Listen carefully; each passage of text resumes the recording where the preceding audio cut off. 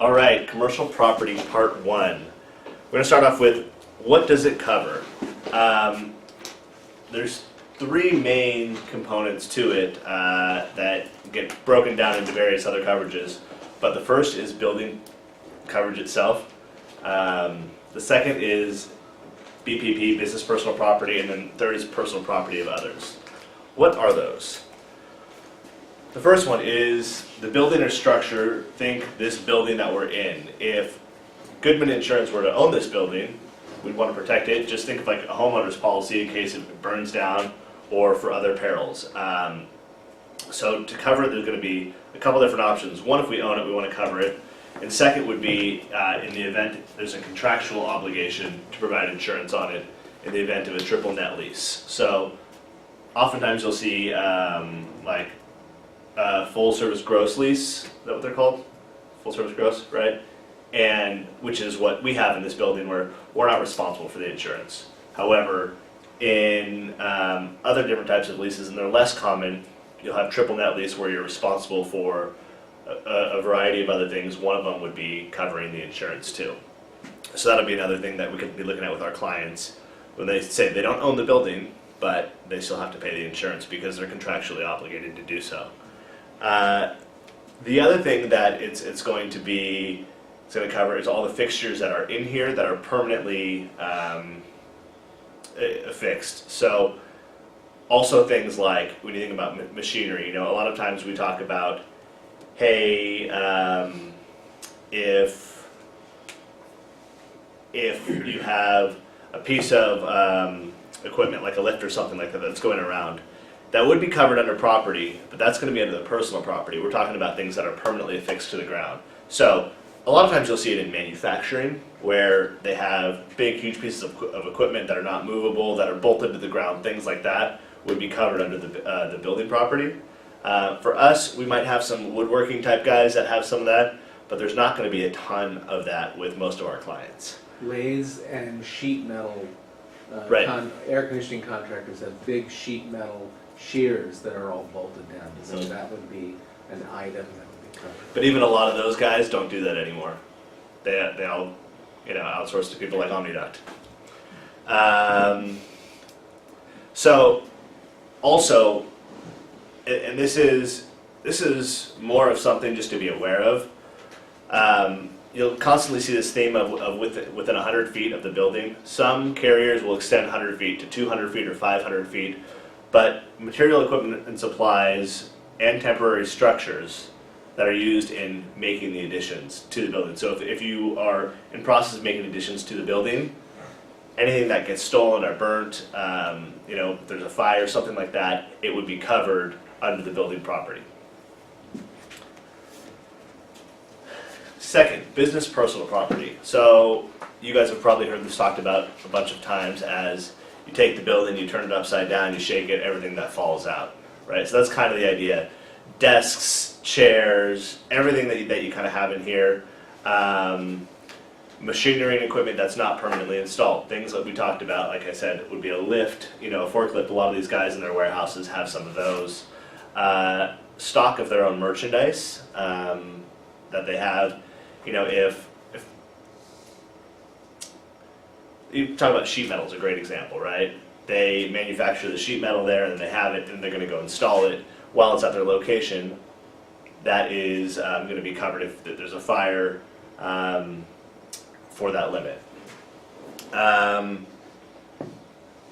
And then the same kind of thing is, so that's, you have all the personal property, or you could also have leased property, which they don't own if they are contractually obligated to provide insurance on it.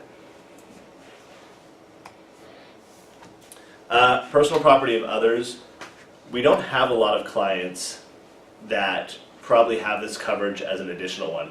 Most of them have a throw-in limit on one of the property endorsements where they'll throw in 20 grand or 50 grand or 10 grand, and it varies by carrier. And most of our clients don't need more than that. We do have some clients, like for instance Total Telco, they house they do satellite tower installation, and then they mount those huge satellite dishes on them.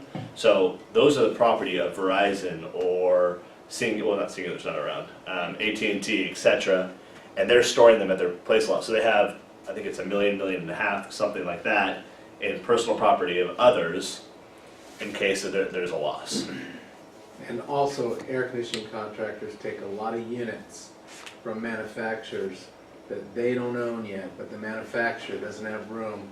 They'll ship it over and they'll store it in their location, but the manufacturer wants the contractor to protect their interests, so it would fall under personal property. Right. And part of what we're talking about here is these are all things that are at the specified location or within 100 feet of it.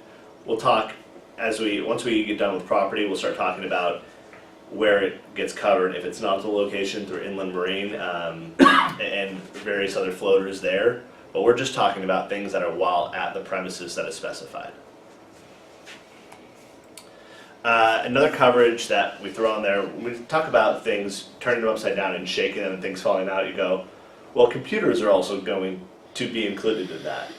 Well, originally when this coverage form was comprised, computers weren't around, right? So computers came in and they came in as a separate coverage, and you can find them under inland marine or under property, but usually what you're finding them on is we're getting them on these standard endorsements, these property broadening forms, and they'll throw in $50,000 in coverage. And again, we're talking about for our clients, contractors, they're usually not having anything more than that, right? I mean, even our office that's heavily computers, we don't have very much of that. So one is for software for recovering documents, but now everything's in the cloud. So it's, a lot of these guys have things backed up, so there's not a huge cost of recovering. And then the other is for servers and or computers, again, if there's a fire. So there's a hardware and a software component to it. One of the things that we had happen the other day with one of our clients was I don't know if you guys are familiar with ransomware. Basically, someone hacked into their computer, popped up on their screen, you have to pay us $10,000, or we're not going to release your computer back to you. There's not coverage for it currently on these policies, okay? A carrier may come in and pay something, but typically there is not coverage. You need to get a cyber liability policy, which virtually none of our clients have, but it's a conversation of, as these things start to happen, is it a need? It's also debatable because a lot of these guys have things backed up in the cloud and it's in different spaces. So it's also, do they need to do it? But it's a conversation that I think will get more and more common about what we need to do with our clients. Stop there a second. One of the reasons we used to always put computers on an EDP form versus just leave it under personal property was because the EDP forms are always broader than the personal property forms. Most of them used to not have, and I think it's changed now, they used to, business personal property had earthquake and flood exclusions, but EDP policies didn't have earthquake and flood. So really, for the same, even if it maybe a lesser cost, you could take that computer coverage, put it on the EDP form, and get earthquake and flood. But I think now, I have to check, I haven't looked at one lately, but we could look at it for your next seminar. You know, again, it's an advantage if that those perils aren't excluded.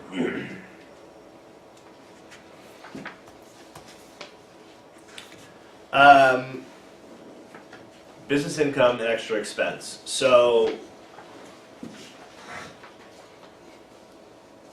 if you want to think about an easier example would be someone like a restaurant, right? Whereas let's say that they have a fire and they operate as a restaurant every day, and all of a sudden their restaurant can't operate for 6 months, a year, whatever it takes.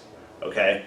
So business income and extra expense would provide coverage for their rent, their payroll, their revenues to cover what they've been missing, right? Because they're not going to be able to run a business for the next 6 months, 8 months, 9 months.